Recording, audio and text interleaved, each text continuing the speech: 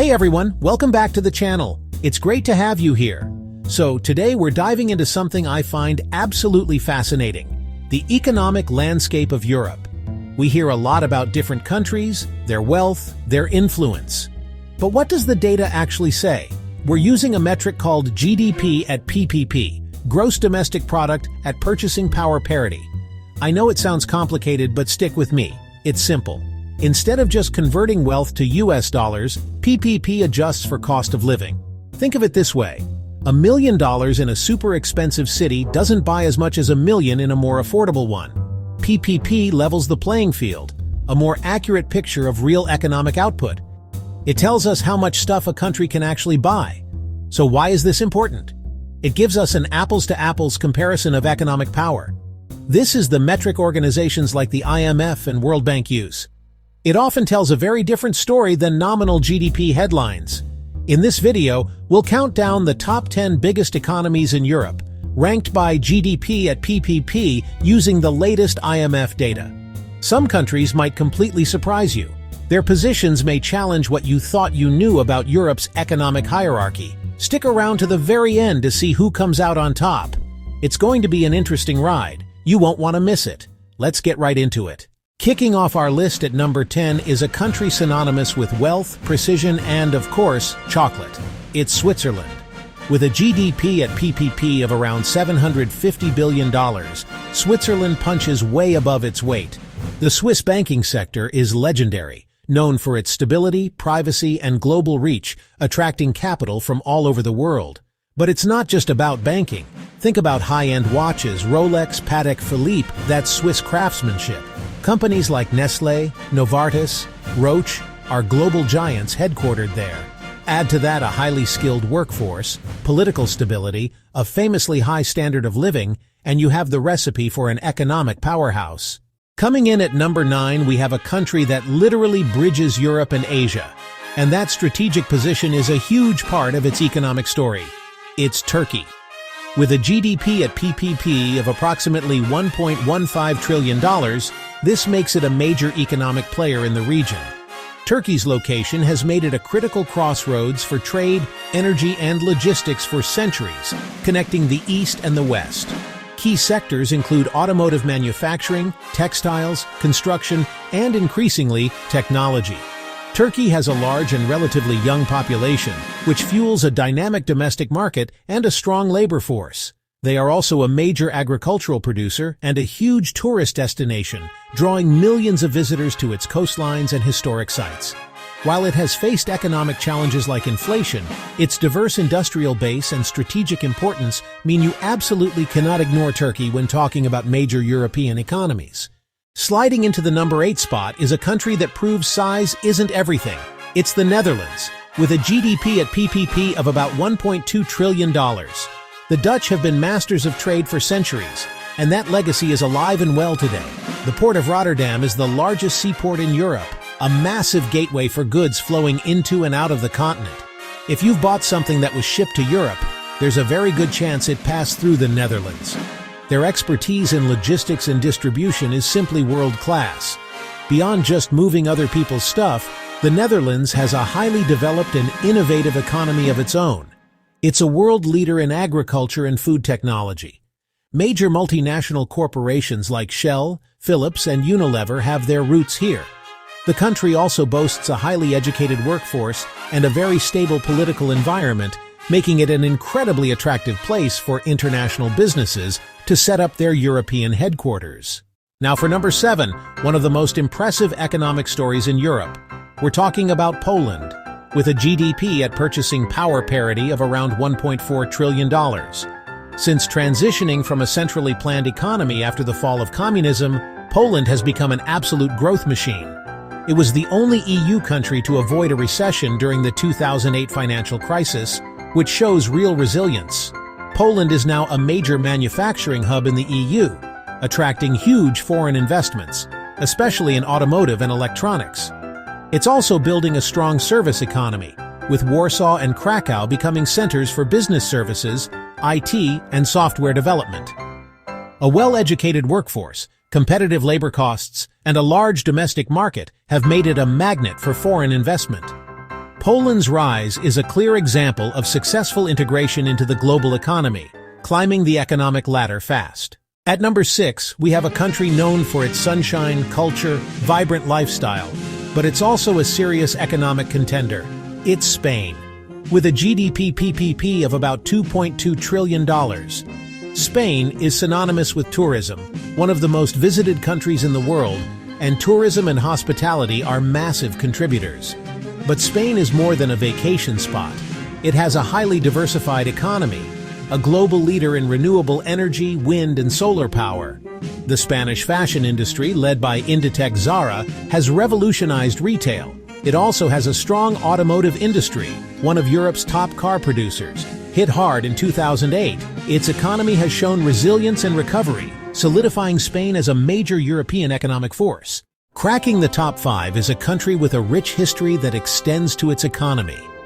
At number 5, we have Italy. GDP PPP about $2.9 trillion. Italy's economy is often misunderstood. People think political instability or public debt. But beneath that is a powerful industrial and manufacturing engine. Italy is a manufacturing giant, especially in the north. Made in Italy stands for quality and design. High fashion, luxury cars, industrial machinery. Think Ferrari, think Prada, think Gucci. The real backbone, thousands of small and medium family-owned businesses. They are hyper-specialized and fiercely competitive globally. World leaders in niche markets, robotic arms, specialized textiles, high-end kitchen appliances, an export-driven manufacturing base, huge strength. Add agriculture, olive oil, wine, cheese, plus a massive tourism industry. That's why Italy remains a core pillar of the European economy, despite the headlines. Just missing out on the top 3, we have our number 4 country, a global leader in culture, cuisine, and economics. It's France, with a GDP at purchasing power parity of around $3.8 trillion. France has one of the most diversified economies in the world. It's not overly reliant on any single sector, which gives it a great deal of stability. Of course, tourism is huge, but the real power lies in its industry. France is a leader in aerospace with companies like Airbus, which competes directly with Boeing on the global stage. The country is also a giant in the luxury goods market, with LVMH being one of the most valuable companies in Europe. France is also a major agricultural producer, often called the breadbasket of Europe, and it's a world leader in nuclear energy. Its strong state-led industrial policy has fostered global champions in energy, transport, and finance, cementing its position as a central and influential member of the European Union. Kicking off our top 3, we have the United Kingdom with a GDP on a purchasing power parity basis of approximately $3.9 trillion. The UK's economy is defined by its powerful and globally focused service sector. The City of London skyline, global finance center, one of the world's 2 undisputed centers of international finance. It's a global hub for banking, insurance, asset management, professional services. It attracts talent and capital from every corner of the globe, a massive contributor to the UK's economic output, projecting influence beyond its borders. But it's not all about finance. World-leading creative industries, film, television, music. It also has strong sectors in aerospace, pharmaceuticals, technology. And while it's no longer a member of the European Union, the UK continues to be a major trading nation with a highly diversified economy. Its ability to adapt and innovate, particularly in high-value services and technology, is what keeps it firmly in the top tier of global economies. Our runner-up at number 2 is a country of immense scale whose economy is intrinsically linked to its vast natural resources. It's Russia, with a GDP, again on a PPP basis, of around $5 trillion. Russia is, to put it simply, an energy superpower. It holds some of the world's largest reserves of natural gas and oil. The export of these commodities is the dominant force in its economy. This makes Russia a critical player in global energy markets, especially for Europe, which has historically been a major customer. Beyond oil and gas, Russia has a massive industrial base, particularly in heavy industry and defense manufacturing, a legacy of the Soviet era. It's a leading global producer of a wide range of metals and minerals: nickel, palladium, diamonds. While the economy is heavily reliant on commodity prices and has been impacted by international sanctions, its sheer size and resource endowment cannot be overlooked. The PPP metric, which accounts for the lower cost of living in Russia, really highlights the true scale of its domestic economy. And finally, at number 1, the undisputed economic champion of Europe. It's Germany, with a staggering GDP on a PPP basis of approximately $5.5 trillion.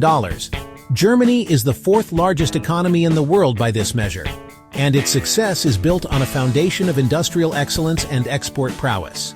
The term "Made in Germany" is a global benchmark for quality, engineering, and reliability. The country is a powerhouse in the automotive industry: Volkswagen, BMW, Mercedes-Benz. It's the engine of Europe, literally and figuratively. But the real secret to Germany's success is its Mittelstand, a network of small and medium-sized enterprises. These companies are often family-owned, highly specialized, and are world leaders in their specific industrial niches. They are the backbone of the German export machine.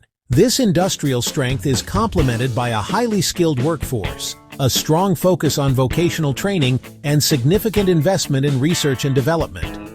Germany's combination of large industrial giants and a deeply rooted, innovative Mittelstand creates an economic model that is both incredibly powerful and resilient, making it the clear economic leader of the continent. So there you have it, the top 10 economic powerhouses of Europe, ranked by what they can actually buy. From the precision and wealth of Switzerland to the industrial might of Germany, it's clear that Europe is home to a diverse and powerful group of economies. Each country has its unique strengths. Understanding their true economic size through the lens of PPP gives us a much clearer picture, and sometimes the results are not what you'd expect from the headlines. Now I want to hear from you. Which country on this list surprised you the most? Was it Russia's number 2 spot, or maybe Poland cracking the top 7? Let me know your thoughts down in the comments below. I read every single one. And of course, if you got any value out of this video, do me a huge favor and smash that like button and hit subscribe. It helps the channel out more than you know.